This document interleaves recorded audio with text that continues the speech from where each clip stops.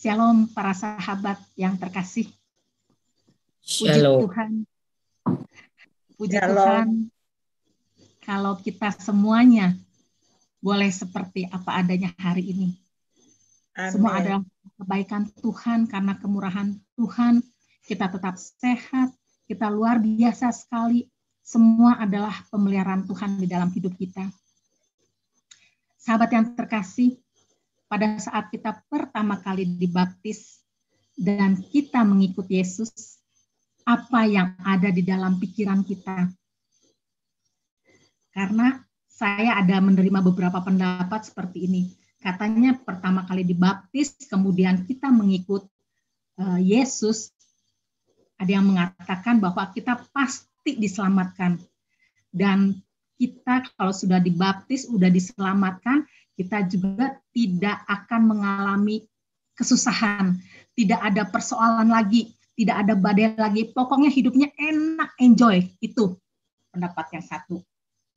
Tapi ada juga yang mengeluarkan pendapat bahwa kalau kita sudah dibaptis, kemudian mengikuti Yesus, kok kenapa rasanya berat ya?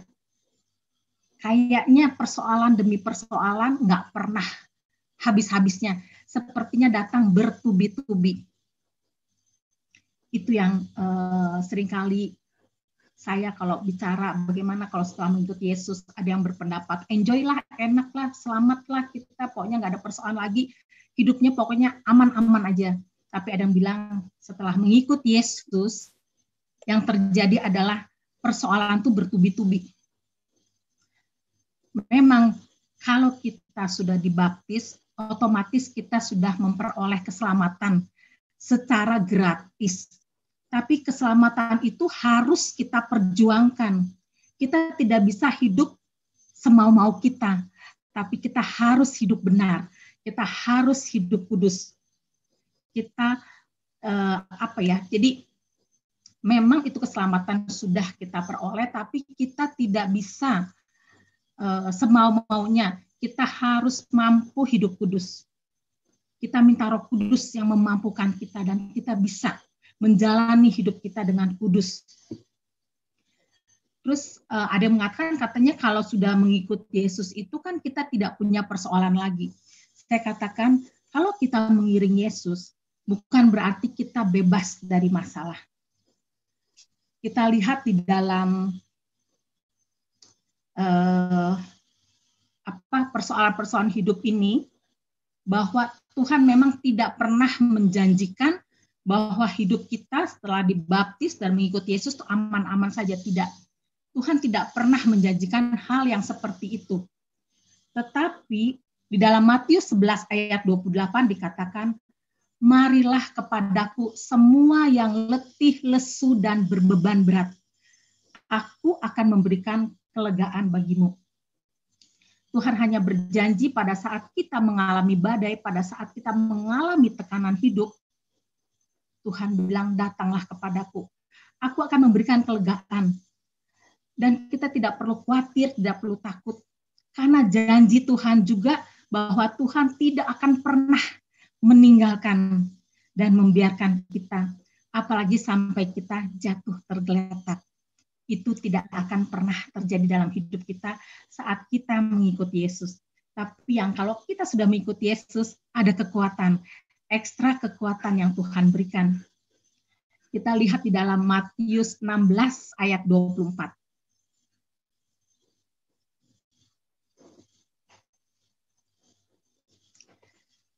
Matius 16 ayat 24 dikatakan, lalu Yesus berkata kepada murid-muridnya, setiap orang yang mau mengikut aku, ia harus menyangkal dirinya, memikul salibnya, dan mengikut aku. Apa artinya bahwa kita harus sangkal diri?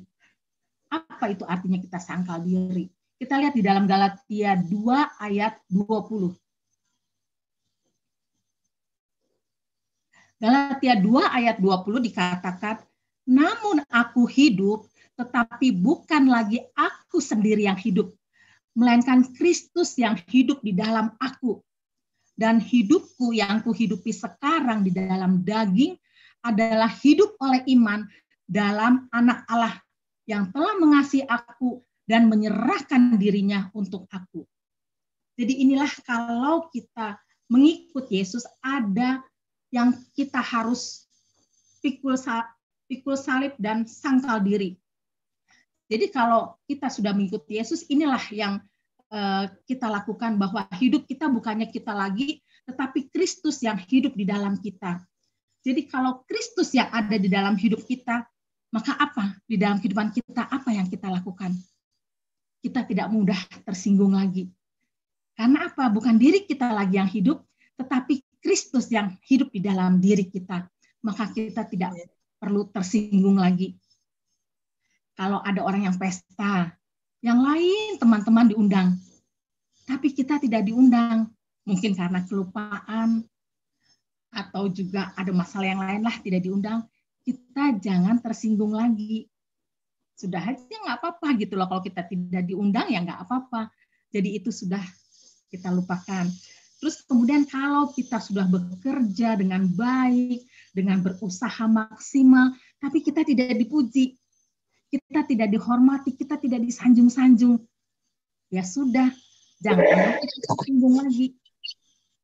Jadi kalau Kristus yang ada hidup di dalam kita, kita tidak perlu lagi merasa tersinggung. Mau orang cuek sama kita, mau orang lain diajak makan, kita nggak diajak makan, ya biar aja, nggak apa-apa gitu. Jangan pernah tersinggung lagi. Kemudian apa, kalau Kristus ada di dalam kita, kita juga tidak ada lagi tinggi hati. Kita tidak lagi sombong.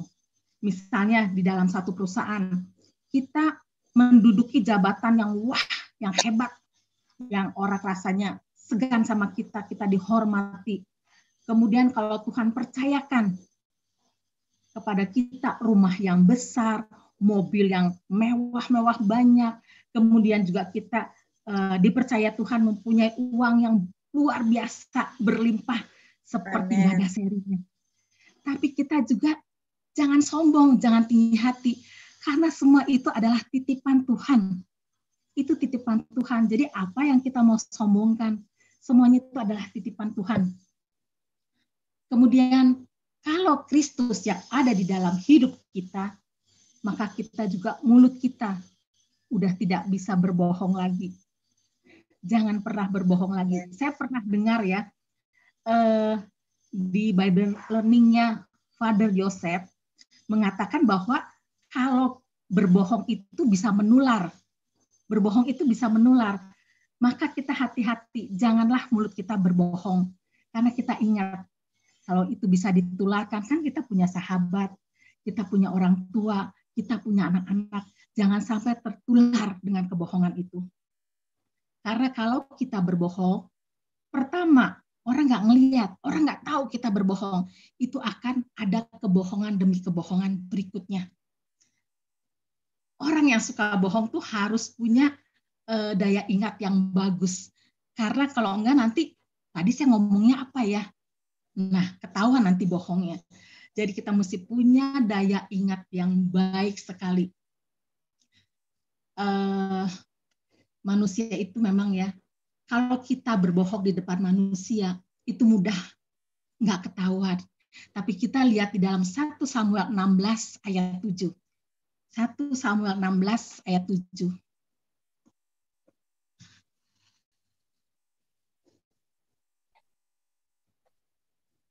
Tetapi berfirmanlah Tuhan kepada Samuel, janganlah pandang parasnya atau perawakan yang tinggi, sebab aku telah menolaknya. Bukan yang dilihat manusia, yang dilihat Allah. Manusia melihat apa yang ada di depan mata, tetapi Tuhan melihat hati. Jadi kalau kita berbohong kepada teman, kepada sahabat, atau siapapun, itu bisa saja terjadi. Orang lain tidak tahu. Tapi sekali lagi, bahwa Tuhan melihat sampai kedalaman hati kita. Jadi Tuhan tahu kalau kita itu berbohong. Kan tadi saya katakan bahwa kalau kita berbohong tuh harus punya daya ingat yang bagus, yang nggak boleh jadi pelupa. Nah kemarin saya terima telepon dari anak saya, lama kita ngobrol gitu kan. ada mungkin 15 sampai 20 menit. Dan saat saya ngobrol, saya mencari HP saya gitu kan. Tadi rasanya saya taruh di ruang tamu, saya cari di ruang tamu nggak ada.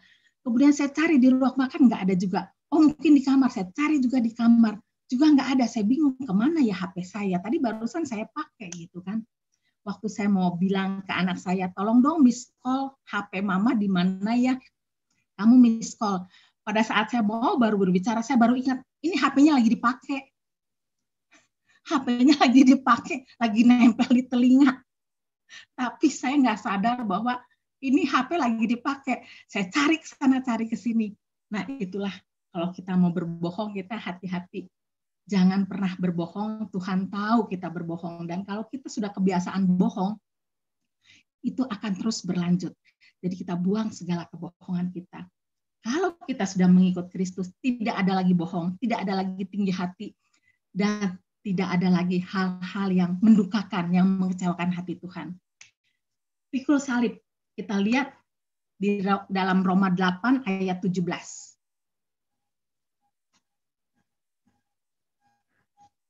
Dan jika kita adalah anak, maka kita juga adalah ahli waris. Maksudnya orang-orang yang berhak menerima janji-janji Allah yang akan menerimanya bersama-sama dengan Kristus. Yaitu jika kita menderita bersama-sama dengan Dia, supaya kita juga dipermuliakan bersama-sama dengan Dia. Nah di sini kadang kita cuma baca yang depan, yang ayat atasnya aja. Bahwa kita ini ahli waris. Bahwa kita ini akan menerima janji-janji Allah. Tapi apakah kita mau menderita bersama-sama dengan Dia? Jadi jangan kita mau yang enak-enaknya aja, kita tagih janji Tuhan bahwa kita ahli waris, tapi kita tidak bisa seperti ini. Jadi kita juga ingat di dalam ayat 8, Roma 8 ayat 17, bahwa kalau kita mau menerima hak kita sebagai ahli waris dan menerima janji-janji Allah, kita juga harus pikul salib. Jadi belajarlah menyangkal diri, pikul salib. Utamakan kepentingan Yesus daripada kepentingan diri sendiri. Yang artinya juga bahwa kita ini bukan apa yang kita mau, tetapi apa yang Tuhan kehendaki dalam hidup kita. Ingat ya, ada pikul salib, ada sangkal diri. Jadi kita harus mendahulukan yang menjadi kepentingan dari Tuhan. Bukan kepentingan diri kita sendiri, itulah pikul salib. Janganlah seperti apa yang kukehendaki. Kita lihat lagi di dalam Matius 26 ayat 39.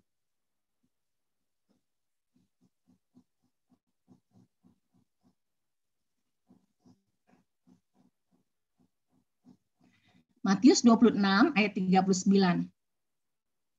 Maka ia maju sedikit, lalu sujud dan berdoa, katanya, ya Bapakku, jikalau sekiranya mungkin, biarlah cawan ini lalu daripadaku. Tetapi janganlah seperti yang ku kehendaki, melainkan seperti yang engkau kehendaki. Nah sahabat-sahabat yang terkasih, jadi inilah kalau kita mengikut Yesus, kalau kita mengiring Yesus, ada sangkal diri, pikul salib. Kita mengutamakan kepentingan Tuhan. Bukan apa yang kita mau, tetapi apa yang Tuhan mau dalam hidup kita. Kita lihat lagi di dalam Roma 12 ayat 17. Roma 12 ayat 17.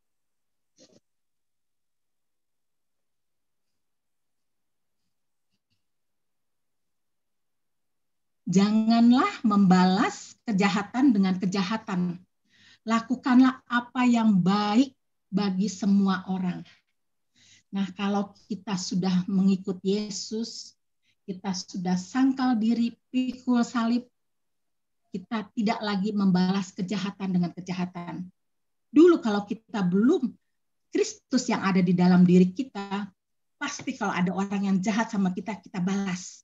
Ada orang yang mencaci maki kita, kita balas lagi dengan caci maki. Kita bisa emosi. Tapi sekarang kita sudah mengiring Yesus, kita sudah tahu pikul salib, sangkal diri. maka kita tidak lagi membalas kejahatan dengan kejahatan. Apakah setelah kita mengikut Kristus, kita sudah tidak bisa lagi membalas kejahatan dengan kejahatan? Bisa kita balas lagi kejahatan dengan kejahatan. Orang yang ngata-ngatain kita segala macam, kita juga bisa ngata-ngatain juga seperti itu. Tapi karena sudah ada Kristus yang hidup di dalam diri kita, maka kita tidak lagi mau melakukan apa yang tidak berkenan di hati Tuhan. Sebagaimana tema hari ini, berkenan di hati Tuhan dan melakukan kehendak Tuhan. Kita lihat di dalam Kisah Rasul 12, Kisah Rasul 13 ayat 22. Saul disingkirkan, Allah mengangkat Daud menjadi raja mereka. Tentang Daud, Allah telah menyatakan, aku telah mendapat Daud bin Isai, seorang yang berkenan di hatiku dan yang melakukan segala kehendakku. Daud dipilih oleh Tuhan sebagai raja, menggantikan Saul sebagai raja Israel, bukan karena Daud itu pintar, bukan karena Daud itu kaya, bukan karena Daud itu gagah, ataupun bukan karena Daud ini pandai berperang. Tetapi seperti dikatakan tadi bahwa Tuhan mengatakan Daud ini orang yang berkenan di hatiku dan yang melakukan kehendakku. Orang-orang yang memiliki kedua hal tersebut, inilah sesungguhnya yang dicari Tuhan. Benar-benar Tuhan mau mencari orang-orang yang memiliki kedua hal ini. Mari kita belajar dari Daud, supaya hidup saudara dan saya boleh berkenan di hati Tuhan. Yang kita lihat sekarang dari Daud, pertama, Daud mengenal Tuhan dengan benar. Mengapa Daud disayang sama Tuhan, dipilih oleh Tuhan? Karena Daud sangat mengenal Tuhan dengan benar. Kita lihat di dalam Mazmur 23 ayat 4.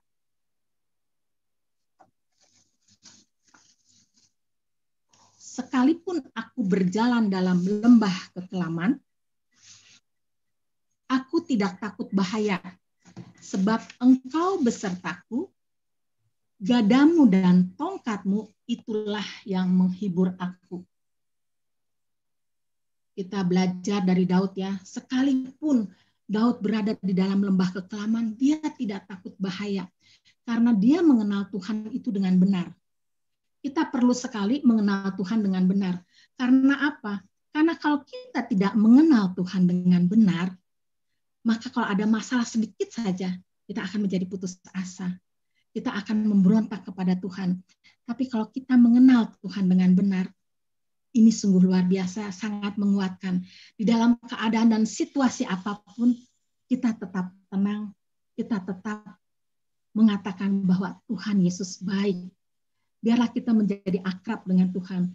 Dengan cara kita berdoa, bergaul dengan Tuhan, kita banyak berkomunikasi, banyak ngobrol dengan Tuhan. Maka itulah yang seperti Daud. Daud mengenal Tuhan dengan benar. Jadi kita harus mengenal Tuhan dengan benar. Karena kalau kita mengenal Tuhan dengan benar, iman kita pasti bertumbuh. Di dalam setiap masalah yang Tuhan izinkan, disitulah iman kita bertumbuh. Jadi saudara-saudara sekalian, sahabat-sahabat yang terkasih, biar kita boleh lebih akrab dengan Tuhan melalui doa kita, melalui kita baca kitab suci. Karena kalau kita mengenal Tuhan dengan benar, kita ini mengetahui rencana-rencana apa yang Tuhan berikan kepada kita. Kalau sesuatu Tuhan izinkan, pasti ada rencana yang indah di balik semuanya itu. Tuhan tidak akan membiarkan kita menderita dan menderita terus, tidak. Tapi kita harus tahu, harus mengenal dengan benar bahwa Tuhan sudah memberikan rencananya yang indah bagi saudara dan saya. Memberikan masa depan yang penuh harapan. Pada saat kita mengalami apapun, ekstra kekuatan ada Tuhan sertai kepada kita. Ada pemeliharaan Tuhan yang sungguh luar biasa. Jadi saudara tidak perlu takut di dalam situasi apapun. Saat ini mungkin ya masih banyak kita melihat orang yang susah, melihat orang yang menderita. Tapi ingatlah, di balik semuanya itu banyak berkat yang sudah Tuhan sediakan. Kalau saya di masa-masa yang sekarang ini, dulu saya berpikir, wah, saya akan di rumah berapa lama ya? Karena ada COVID, ada PSBB. Saya berpikir bagaimana, saya yang biasanya kan saya suka keluar kemana-mana gitu ya. Tapi puji Tuhan, dengan adanya COVID ini, saya betah banget di rumah. Bahkan waktunya rasanya cepat sekali berlalu. Cepat sekali gitu. Tiba-tiba udah siang, udah sore, udah malam. Buka YouTube, dengerin firman Tuhan, sepertinya itu waktunya habis. Dan lebih banyak kita membaca firman Tuhan, lebih banyak doa, lebih banyak juga kita boleh setiap hari berdoa rosario. Jadi sungguh luar biasa. Mari kita mengenal Tuhan dengan benar, maka saudara tidak akan lagi diliputi oleh ketakutan, tidak ada lagi kegelisahan, tidak ada lagi galau dalam hidup kita. Karena kita yakin Tuhan sudah memberikan kita masa depan yang penuh harapan. Tuhan sudah memelihara keluarga kita, Tuhan memelihara anak-anak kita, Tuhan memelihara setiap pekerjaan yang kita lakukan. Yang kedua, kita belajar dari Daud. Daud mengandalkan Tuhan.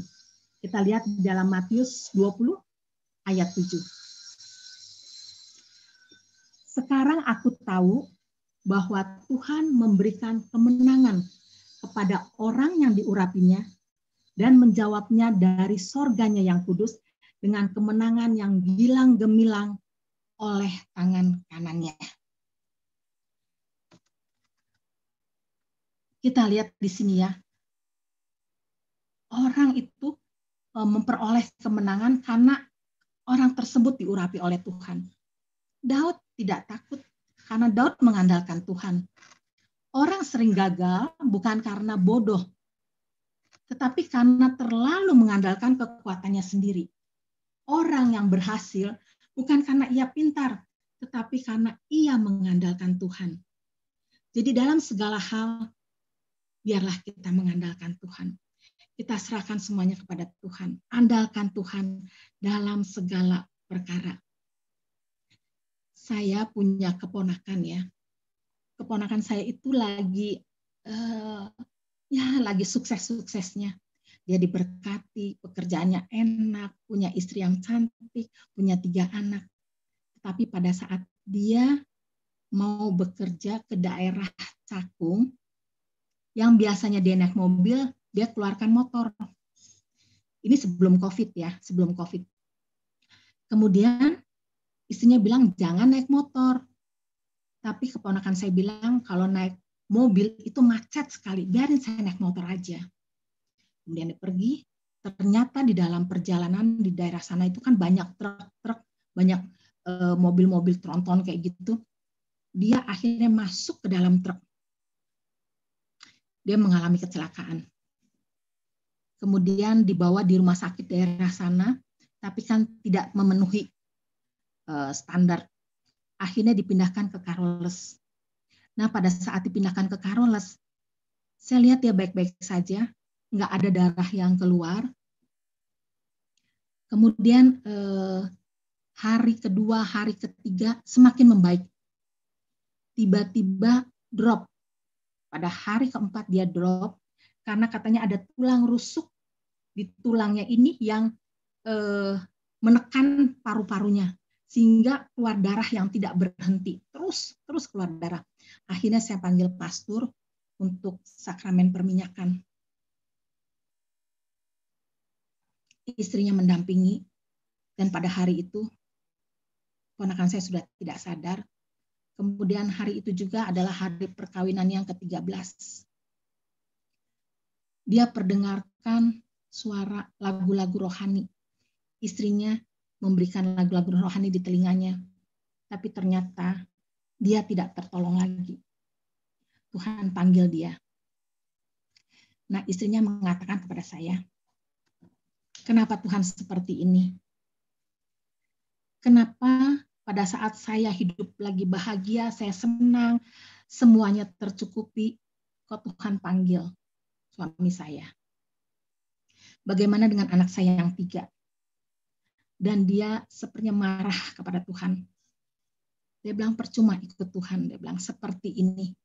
Anak bagaimana? Saya tidak bekerja dan punya anak 3 yang waktu itu masih SD 2 dan yang 1 SMP. Saya nggak bisa ngomong apa-apa karena pada saat itu juga dia pingsan lagi gitu kan. Saya hanya berdoa dan berdoa. Saya bilang kamu harus menyerahkan semuanya kepada Tuhan. Ya bagaimana mau menyerahkan? Dia bilang kan anak saya 3. Bagaimana dengan uang sekolah? Bagaimana dengan kehidupan? Saya nggak mau banyak ngomong segala macam. Kemudian pada saat pemakaman, dia masih tetap memberontaklah, mengatakan Tuhan itu tidak adil. Tapi dengan berjalannya waktu, sudah ada 4 tahun suaminya meninggal, dan pada saat saya berjumpa kembali, saya ngobrol-ngobrol, dia mengatakan, pada saat saya kembali kepada Tuhan, pada saat saya mengandalkan Tuhan, ajaib sekali. 4 tahun sudah berlalu, dan ternyata saya diberkati Tuhan. Saya bisa menghidupi ketiga anak saya kembali bekerja, dan saya kalau hari Sabtu dan Minggu bikin kue-kue, sehingga segala kebutuhan di rumah tangga Tuhan penuhi. Jadi dia minta ampun kepada Tuhan, bahwa kalau hidup kita mengandalkan dengan kekuatan sendiri, itu tidak akan mungkin. Tapi pada saat dia mengandalkan Tuhan, pada saat dia berserah kepada Tuhan, maka sekarang pemeliharaan Tuhan nyata di dalam hidupnya, di dalam anak-anaknya, semua anak-anaknya sekolah dengan baik, anak-anaknya pandai semuanya. Jadi sekali lagi kita belajar dari Daud, bahwa di dalam segala hal kita harus mengandalkan Tuhan. Jangan pernah mengandalkan kekuatan kita sendiri. Kita tidak akan sanggup. Kalau hidup tanpa Tuhan, kita tidak mengikuti Yesus, kita tidak akan mampu. Kita akan terpuruk. Tapi pada saat kita mengenal Tuhan dengan benar, pada saat kita mengandalkan Tuhan, maka pemeliharaan Tuhan sungguh luar biasa. Kemudian kita belajar lagi dari Daud. Daud bukan seorang yang penakut. Kita lihat dari Mazmur 27 ayat 1-3.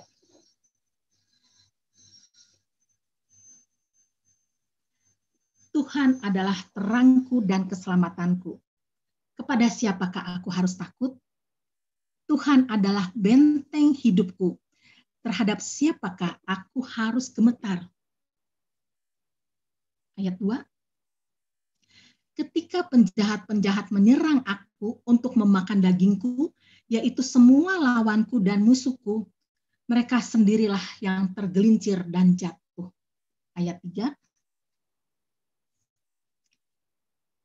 Sekalipun tentara berkemah mengepung aku, tidak takut hatiku.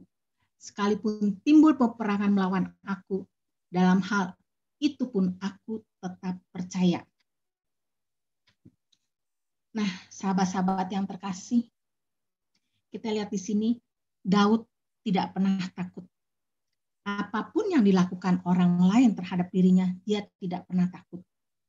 Begitu juga di dalam kehidupan kita, kalau kita diserang dengan kata-kata yang menyakitkan, kalau kita juga difitnah, kalau kita juga digosipkan dengan hal-hal yang tidak benar, tetapi kita tidak melakukannya, maka Tuhan akan membela kita.